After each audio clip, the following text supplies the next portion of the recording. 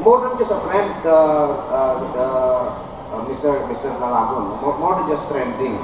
What we would like to determine here is accurate ba yung sinasabi ng SWS, ng Pulse Asia, at saka ng Novo Trends? Accurate ba yun?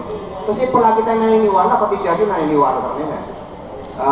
Can we not double check that? And this is one way of double checking. Kasi ito, hindi ko nang ginagawa ito. Application to ng Facebook, hindi man akin ito. I did not define the parameters. You helped me define the parameters. Tayo ng target, ilan bang targetin natin, sino ang targetin natin sa bansa? Filipino between age 18 to 65 and above, living in these countries, in the Philippines and this country. Tinulungan niyo ako. You saw me click the parameters. No? So ang purpose talaga nitong survey na, I'm not saying that ito ginawa ko para makita na leading si Duterte. But I'm hoping that I would see him lead actually, no? Para makumbinsin natin siya.